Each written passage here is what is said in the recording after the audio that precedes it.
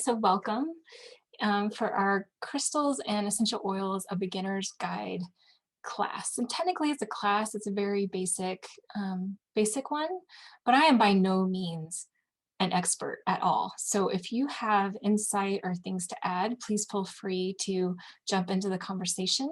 You can give me a heads up and let me pull up the chat in the chat.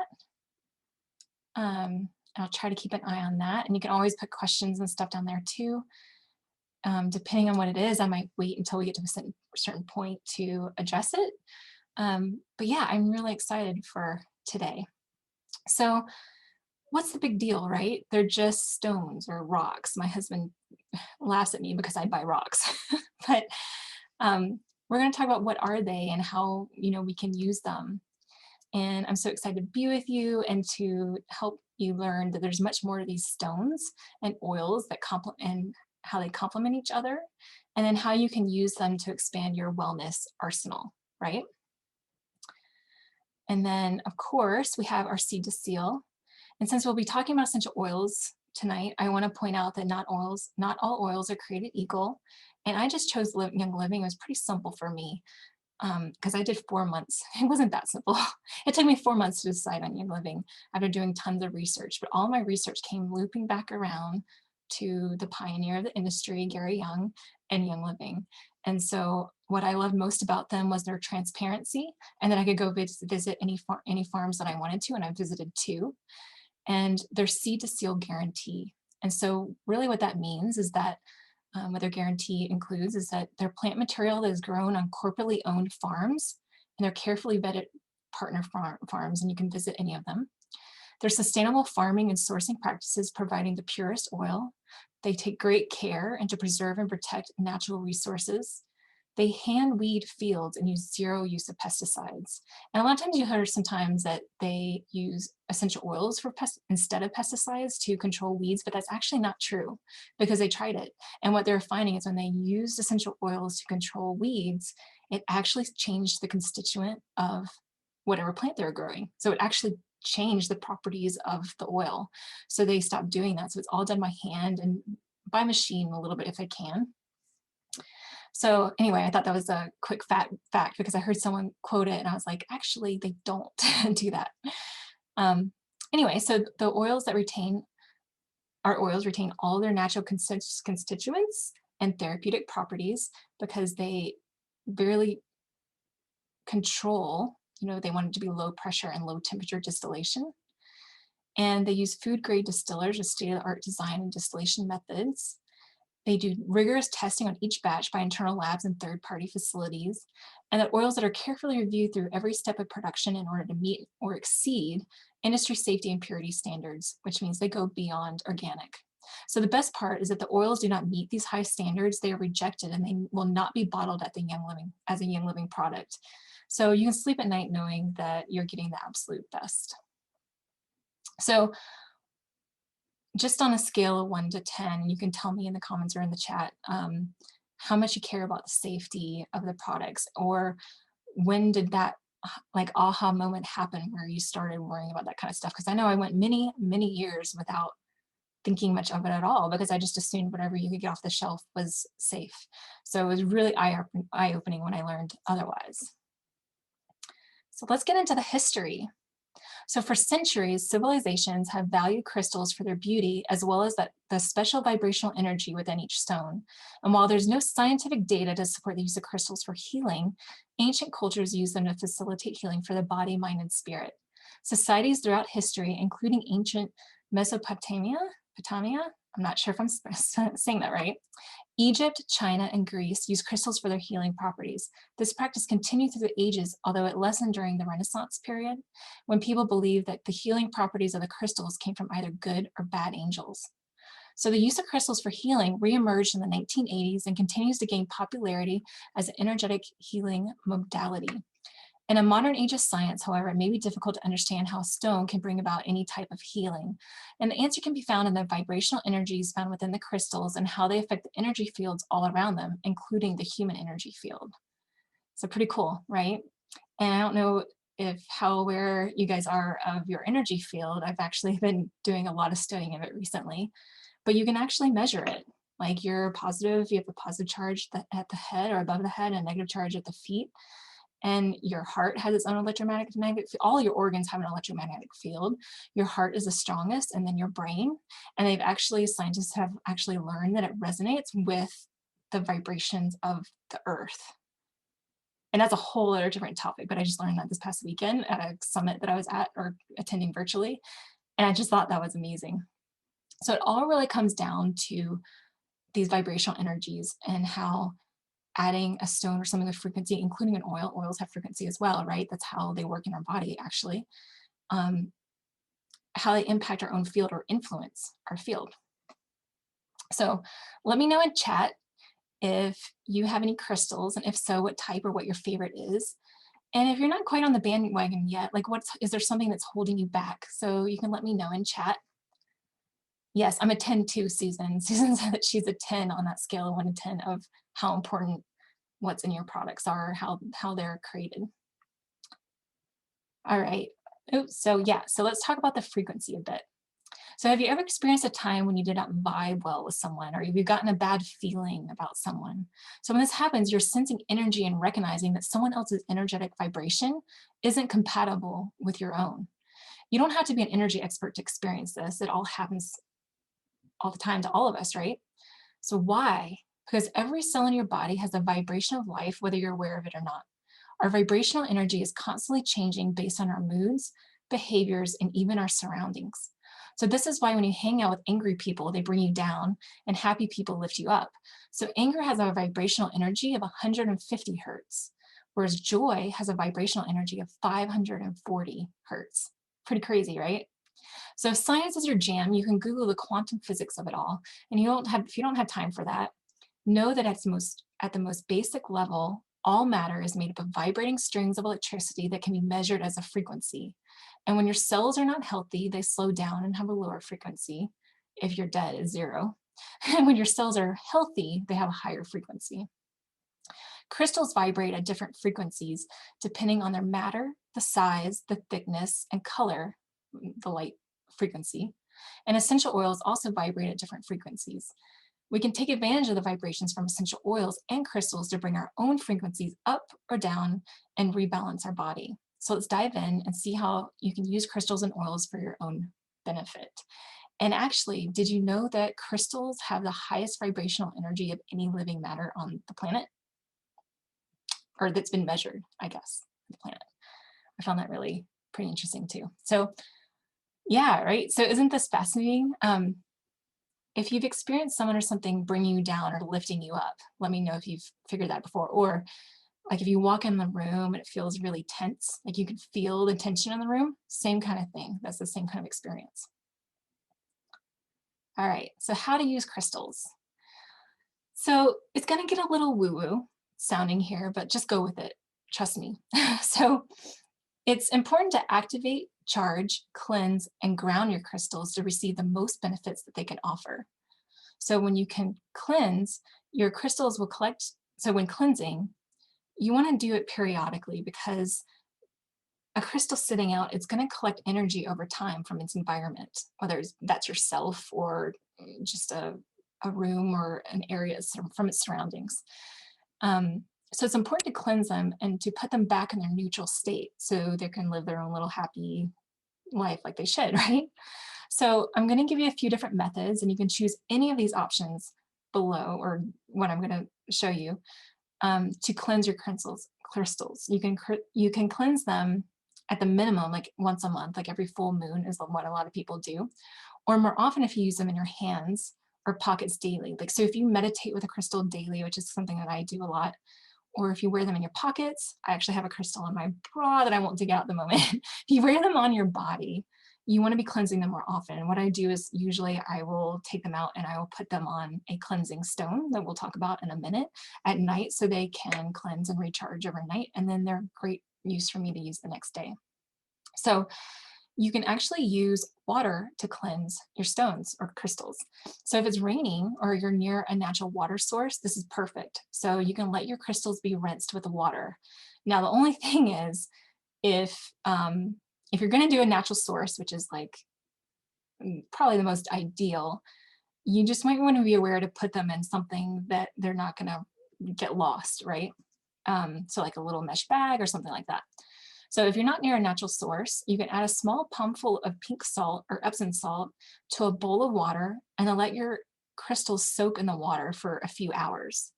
Um, I wouldn't do it more than a few hours or overnight. You need to be kind of careful about the hardness level. And this is something you can look up and you can Google for any crystal. So you can look up, um, I don't know, rose quartz hardness level. And that's something you can find, or if you have a reference book, you can look it up. Um, so if it's below a number 5 hardness level, be really cautious about putting in water. Usually a 3 and a 4 might be okay if it's just for a few hours to set an alarm clock, but do not wash desert rose or selenite in water as they will dissolve. This is a piece of selenite. I don't know if you can see that, but it's got these bars in it and it's just very, like they flake off or they can flake off and it will dissolve. Um, Usually if a stone is polished, we'll talk, there's like raw stones or there's polished, like tumbled stones, that those do really well in water, generally speaking, but do check the hardness and be careful not to leave them, especially don't leave them like for days. They will dissolve, some will dissolve.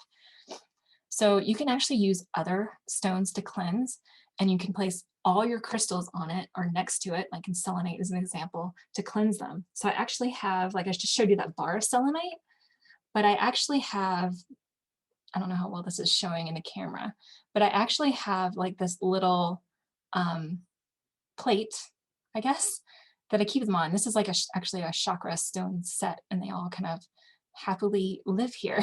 So when I'm not using them, they rest on here and they're being cleansed.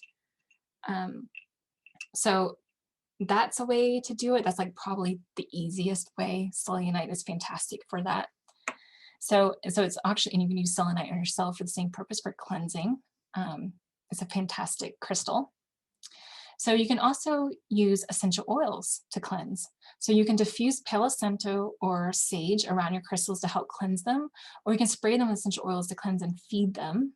And add, so you can add about 20 drops to about a 2-ounce bottle of water to cleanse and feed your crystals. So cedarwood is one you could also use if you didn't have Palo Santo or sage, but Palo Santo sage is usually the go-tos for cleansing purposes and cleansing energy.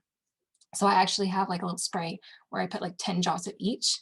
So about 20 drops total in a 2-ounce bottle. And that works as well. Or you could just run your diffuser and then have your little crystals like hanging out around your diffuser and they'll be happy there as well. All right, so then activating and charging. Is that another slide? Yeah, here we go.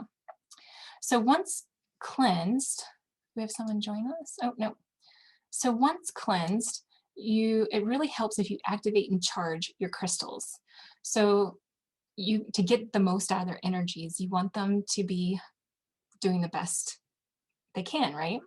So you can actually, it's very helpful actually to change the intention of using the crystals. So like essential oils, one crystal can have many, many uses. So you can place the crystal you wish to activate into your hand and set an intention for using this. Honestly, you could probably do it in any hand. The intention is the most important part. But from what I've learned and recommend is holding it in your dominant hand, whether that's right or left for you, whichever one you write with, and holding your dominant hand, and then just set an intention. I'll actually kind of like pet my crystal and ask for what I would like for it to do for me, and just say it in the affirmative. So you can close your eyes as you breathe deeply and think about the energy and white light from the universe surrounding the crystal and setting your intention with it. Any questions? And feel free if you have questions. And I know this can sound woo-woo, but just trust me on all this stuff. And then grounding and recharging. So you can lay your crystals on the earth or a natural surface for about 4 hours. Or you can place them in direct sunlight. Just be sure not to leave them in the sun for more than 4 hours. And actually, this is my least favorite method. I don't really keep my crystals in the sunlight because quartz and like amethyst is a type of quartz, they can fade. So if you have a really colorful crystal and you keep it in direct sunlight, it will fade over time. And so I'm a little protective about that. But now if it's indirect sunlight, I think that's totally fine. I wouldn't really worry too much about that. But if you're going to put them in the direct sun, just be sure to set an alarm and do it, no more than 4 hours. You can also place your crystals in direct moonlight during a full moon.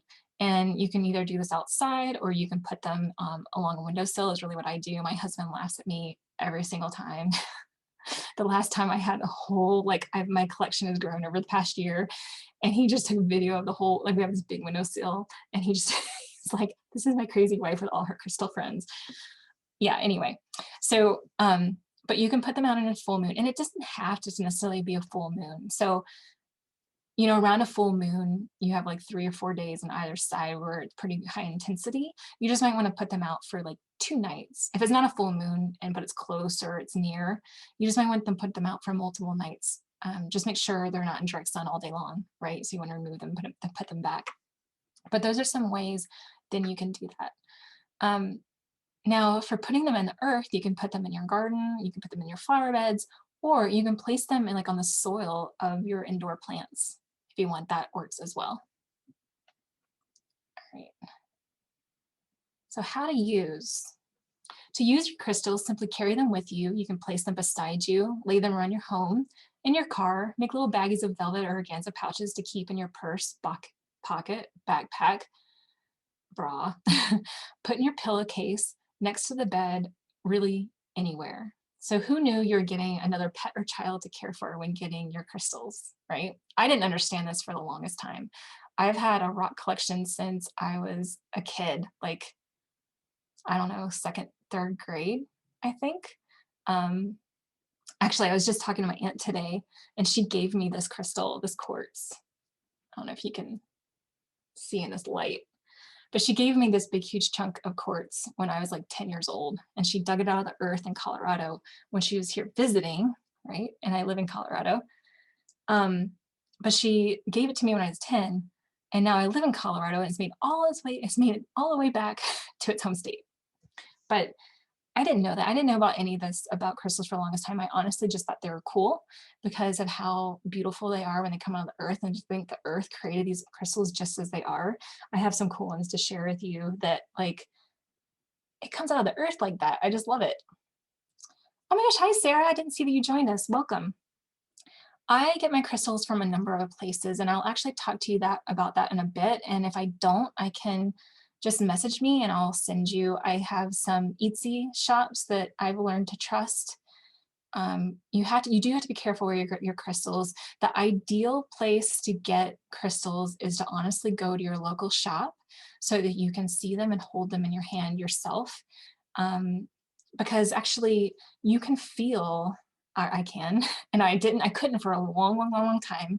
I would say about 2 or 3 years ago was the first time that I ever felt a crystal on my hand, meaning I felt the energy coming through my body. So your non-dominant hand, the one you don't write with, is where your receptive hand, where energy comes into the body. So, and your dominant hand is where you send out energy, right? So it's like in, out, it's like a circuit. And this is almost like an intermediate class, sorry. And this is kind of going off a topic, but you can place it in your non-dominant hand and just try it and see if you feel anything. I almost feel like tingling going down my arm. And I remember the first time I was shocked. I was like, oh my gosh. And I had such a strong reaction to a particular crystal. So if you can do that and go to a shop and feel that, and you might not feel anything. I didn't feel anything for years and years. So, but it's something to play with, something to experiment with, and just see how you respond. Allison says, can oil stain a more transparent crystal? If yes, how do you get the color out? I honestly don't know. I've never had that experience because I've always used them diluted either in the diffuser or as a spray. And I would only think an oil would stain it if maybe it was like blue tansy or blue, like a blue one. And if it's polished, I believe you'd just be able to clean it. Like, it should come out fine. If it's raw, I can imagine you having a hard time getting something like that out. Allison, did you stain a crystal? Sorry, I can't help more with that. I haven't had that experience. Yeah, Sarah, being able to feel a rock is really Incredible.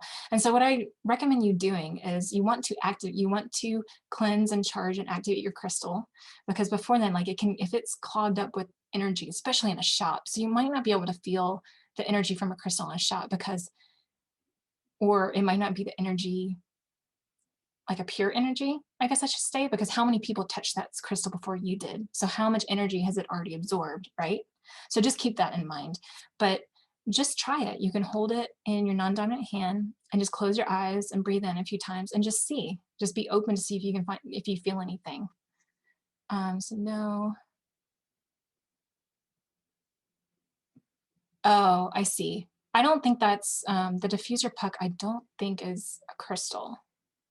I think that's something else, like ceramic or I don't know, but that's interesting. If I hear anything and I remember to who asked me that question, I will get back to you on that. But yeah, I've never had the experience where a crystal was um, stained. All right, sorry, that was a little jump into intermediate advanced crystals. I've been actually really studying them. I have like a stack of books over here. If you want to know what books I read, I can show you my reference books. I have some, or if you want to, or maybe we can have a little Q&A session after we get through this, and I will answer whatever I can. I am not an expert at all, but I have been learning a lot about crystals and using them pretty regularly. So I'd be happy to chat and just share what I know or where you can find information. All right. So if you've used if you've used crystals before, let me know how you've used them. Like, do you carry them on? Are you like me? Do you stuff your bra? Do you have them? I have some in my pillowcase. How do you use them? Or do you, if you think they're just pretty and you use them as decor in your home? I have ones like that, like my big quartz that my aunt gave me when I was a kid. I have it live in my living room just because I think it's cool. So yes on the book, Susan. If I forget at the end, remind me and we can go through that at the end. All right, so next let's talk about oils and crystal pairings, because that's why we're here, right? We can use both of these amazing sources of energetic frequency to help raise our own frequency together. So before we get into the details of that, I want to tell you a few different shops or places that you can get that they help you pair your oils and your crystals together. So Whimsy and Wellness is actually an Etsy shop, I think still, at least I started as one, and now they have a website. Let me see if I can copy this. Oh no, it won't let me.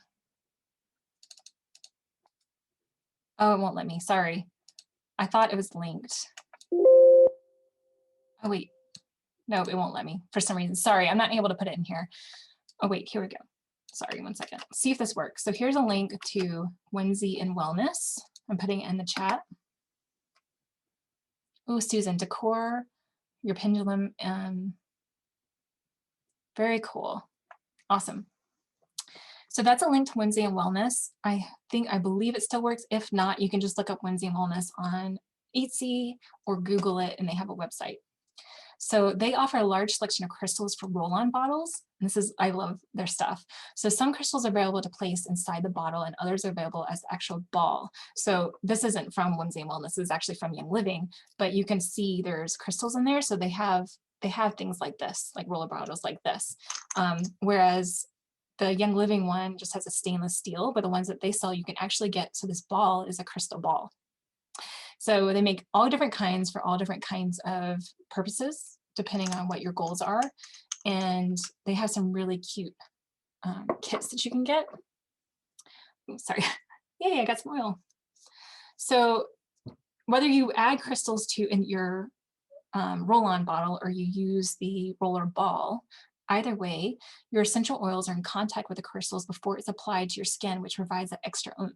So, and you can actually, in some crystal shops, and I can, at the end, I can also go find some links for the Etsy shops that I buy when I buy crystals online. And a lot of them, or some of them, or at least at some points in time, they actually offer these little chips of crystals that you can put in your own DIY, like, bottles that you get off elsewhere, if you want to do it that way as well. So Another one is called Put On Love Designs, and they offer crystal diffuser jewelry so you can use both oils and crystals while looking and feeling beautiful. So you can apply a drop of essential oil to the leather pad that rests on the back of your neck. I don't have one of those on right now, but they have that. And you can enjoy the benefits of the beautiful crystals and the oil. And mine, actually, these are all different kinds of crystals. I think it has agate, jasper, moonstone, I think. But there's also a lava bead in here. And so I can put the essential oil on the lava bead. So this is one of them. And Put On Love Designs, I can put their website in the chat. I'll put them in there too. And then another one is called Modern Mockery. So you can store your oils and crystals, and they make little cute little bags, and they're cute and adorable. I'll put that link in here. There you go. So I don't have any of you heard of these shops before? I know Whimsy and Wellness is pretty popular in the Young Living community. They've been around for at least a few years, if not longer, and they've actually grown so big now that they have to have a warehouse. So they're very popular and they're very great, and everything I've ever gotten from them has been just great quality. So I do recommend them highly. So yeah, if you have any other places that you get similar type stuff from, feel free to put them in the chat. That'd be really helpful. So all right, so are you ready to get into the crystals and oil pairing? So first let's talk about amethyst. Oh, Sarah. So Sarah says that she got some roller bottles of crystals in them last week from Amazon, but I don't know if they are real. I would hope so, but yeah, there are actually a ton of fake crystals being sold on the market now, or even like heat treated stones that they're selling. Like they'll heat up amethyst and sell it as citrine. So it is really good to get your crystals from a reputable source. So be sure to read reviews. Just try to be as smart about it as possible. I kind of avoid Amazon because I don't, unless it seems someone recommends them or something like that. But I usually I'll share my Etsy shop with you at the end. Really looking at reviews and who are selling them, right? It's like the same thing with Young Living. You have to know where the oils are coming from. Same thing. And Sarah, they might be real. It's just really, sometimes it's hard to tell, and just make sure, you look at reviews, and if they have like another website beyond, like if they can point you somewhere else that you can go look and read about the company, that'd be a good idea. So, all right, amethyst. So amethyst is actually a variety of quartz, and I have what's called a tower, and then I have this really cool raw amethyst in the matrix, which means it has like this is called the matrix, and it's probably from like a geode. And those are my amethyst babies. But amethyst is a very powerful protective stone. Its energy acts as a natural tranquilizer, and it's used to balance moods and relieve stress and irritability. So the oils that pair really well with it are frankincense, because of it has this really grounding effect, right? When you think of frankincense, at least I do, when I think of frankincense, I think of grounding. And so it really pairs well with the soothing nature of amethyst. So clove is another one. So its ability to create feelings of protection are perfect when using amethyst for its protective energies. So clove and amethyst may also have the ability to calm and stimulate your mind, as well as stimulate your memory and motivation. So you kind of want to think, like, when you're pairing them, you want to look at the properties of the crystal and the properties of the oil and see like what they can bring out in each other, right? And cypress, it has the ability to help ease the feelings of loss, and they pair well with amethyst's ability to alleviate sadness and grief, as well as dissolve negativity. So which oil do you think that you would personally want to grab of these oils to pair with amethyst? All right, so citrine is another variety of quartz. I have a couple of pieces here. I have a point, and I don't know if you can see that bright orange color, but it's usually orange. Here's a tumbled version, like a tumbled stone. Really good. And if you know anything about the chakras or if you help support your chakras, it's really good for the sacral and even the solar plexus chakra for sure for citrine. So it comes in shades of white and yellow and orange. Like you'll see, I have this raw piece of citrine and it's almost white. It's got a little bit of light yellow in there. So you'll see different variations of it. But citrine energizes every level of life. It is known to attract wealth, prosperity, and success. It brings out joy, wonder, delight, and enthusiasm. It helps raise your self esteem and self confidence. It stimulates the brain and strengthens the intellect. It promotes motivation, activates creativity, and encourages self expression. So you can enhance the concentration and revitalization of the mind. And it can also help balance emotions. I mean, that's like a lot of different stuff, right? Citrine is a very popular crystal because of all these reasons. And so the oils that pair most, and like, so think about those things that I just said, right? Prosperity, success, joy, wonder, self esteem, self confidence, helps the brain, promotes motivation. So think about what oils might complement that, right? So some of you might have already just listening to that would guess orange, right? Because it has its ability to promote peace and bring happiness to the mind and body and joy to the heart. So this perfectly pairs with citrine's ability to promote happiness and pleasure. Clove, its ability to create feelings of protection, making a natural pairing with citrine, which is often used for protection and strength. Ginger, it has an ability to influence the physical energy, sex, love, money, and courage, and makes a great option to use a citrine to attract pleasure, confidence, and self expression, along with wealth, prosperity, and success. And then we have patchouli. So its influence on the sexual and physical energy makes this another oil that pairs really great with citrine. So which oil, like let me know, which oil would you pair with it? And honestly, it might be something that's not on this list. These are just kind of ones to get your mind going, right? Orange for me, for sure, for citrine. Um, yes, Allison, me too. So next we have rose quartz. And rose quartz, another variety of quartz, just like amethyst and citrine. Um, it's a stone of universal love and is known to restore trust and harmony in relationships, encourage unconditional love, self forgiveness, and acceptance, invoking self trust and self worth. It helps comfort in times of grief, and it dispels negativity and protects against environmental pollution, replacing it with loving vibes. So if you have the heart stuff, this one is for you.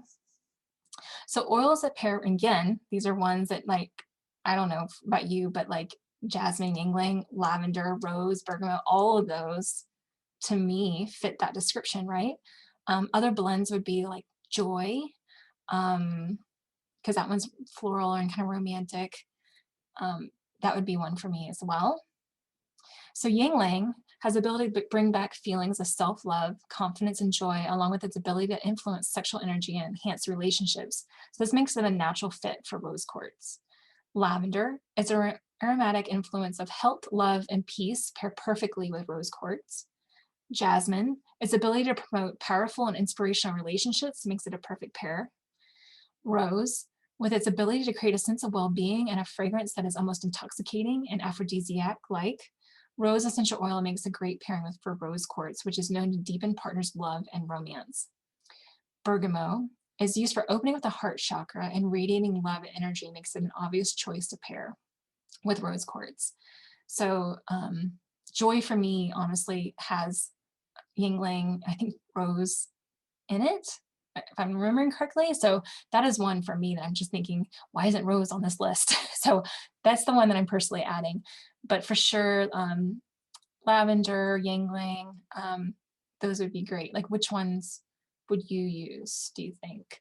And I just wanted to point out that rose quartz is also, it's also not just about love for others, but it's also about rose, like self-love too. So self-love, self-acceptance, compassion, forgiveness. So some of our emotional blends like forgiveness, I think would be a really great one.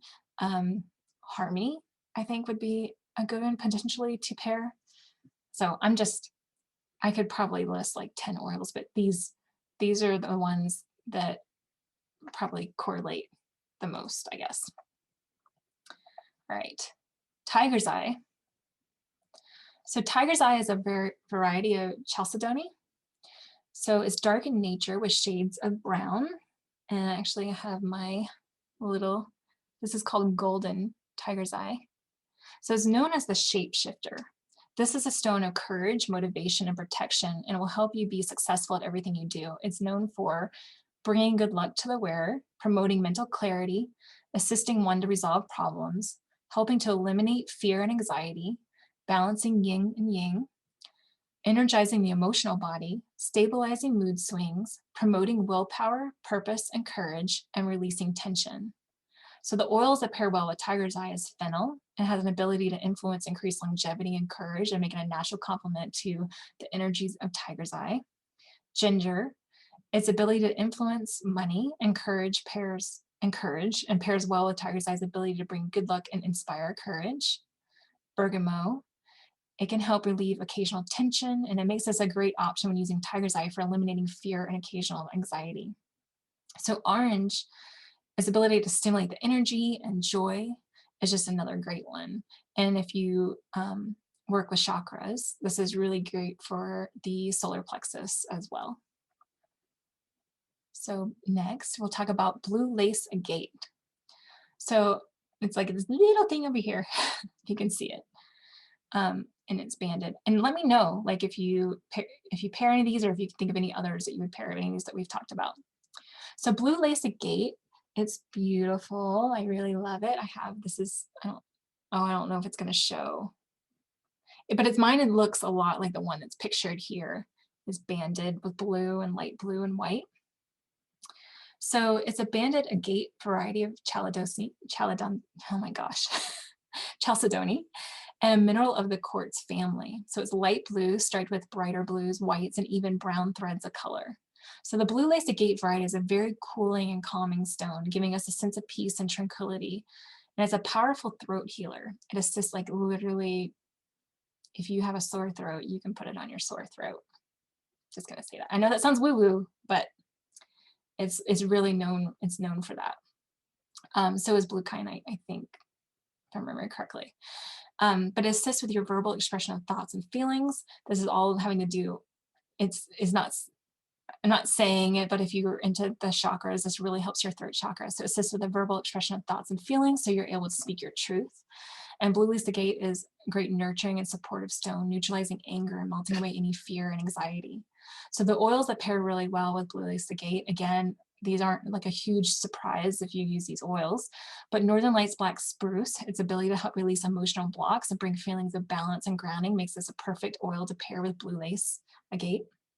Vetiver, so this oil is known as oil of tranquility in India and is very grounding and stabilizing. It is used to create an uplifting, focused environment, so it would be a perfect pairing for blue lace agate. Excuse me. So yeah, I think Frank would be good too, just for its grounding properties. So sorry, Ellison, thank you for chiming in, Ellison. And you're also, feel free to unmute too if you want. We can totally have a conversation. And at the end, I think we're gonna have a little Q&A. So yeah, that'd be great. So basil, so this oil facilitates the ability to ground an overactive mind and focus on the present moment. So therefore pairing a blue lace agate could be really beneficial if that's something you're working on. So spearmint, this oil complements the energy of blue lace agate, as both are used to encourage gentle, loving communication. And I didn't know this about spearmint, but that's really cool. So when charging your blue lace agate, consider using spearmint to feed it, right, or activate it. Lavender, it has the ability to calm, relax, and balance both the physical and emotional energies, making this a great complement to blue lace agate. So Allison says frankincense, but any of these, which do you think? I'm thinking, for me, I want to try it with spearmint. I need to use spearmint. I don't know about you, but I use peppermint so much, I don't think always to use spearmint, but that's a great one to try. Let's see. And that's all for our pairings. And basically, just want to go like the best way to get started with Young Living, because we always want the best deal, right? So who wants to pay full price when you can get the same thing at a discount? Young Living has several options to help you get started and snag the best deal possible. Even if you already have your own Young Living account, there's always some money saving tricks you need to know. So there's like a good, better, and best way to get started. The good way is that you can just head over to Young Living and add items to your cart, and you can just, you might pay higher, or you will if you just go over and sign up. You'll pay retail, but you can upgrade that to a wholesale membership at any time if you ever wish to get a 24% off discount on all your purchases. So the better way is to go ahead and just upgrade to a wholesale membership and get that 24% discount. Um, and you can do that in so many ways. We have several different options of kits, and I'm not going to go through them all, but we have an essential oils premium starter kit that gets, you get 12 of the most popular oils, you get a hand sanitizer, thieves spray, you get aroma glide roller fitment so that you can turn any oil into a roller. And you also get 2 Ningxia Red packets and your diffuser of choice. And getting any of these premium starter kits gets you free shipping. We also have a CBD kit. We have a kids scent kit. We have a Ningxia Red kit. We have a Thieves kit and a basic starter kit at $35, and then which comes with a Stress Away bottle of 5 milliliters, an Aroma Glide roller fitment, and some samples and fun stuff like Thieves mints and Ningxia Red samples. And it doesn't, if you add stuff to that to get to 100 feet, then it will qualify for free shipping. So we have multiple different ways. The best way to get started is to grab a premium starter kit and then get on Essential Rewards so that you get the 24% off discount, but you also you start at 10% and you can get up to 25% points back each month so that you have basically like cash back to go use on future purchases. It's kind of a no-brainer, especially if you're making a big lifestyle change. But yeah, if you have any questions, you can reach out to the person that invited you to this class or sent you this video to watch the replay, or you can just contact me and I can help you get started. So thank you so much for coming and taking the time to learn with me tonight. I hope that you found this information useful as that you continue to learn more about the amazing properties of crystals, and you can experiment with your own essential oil pairings. And if you do this and you find something great, be sure to let me know because I want to know so you can teach me.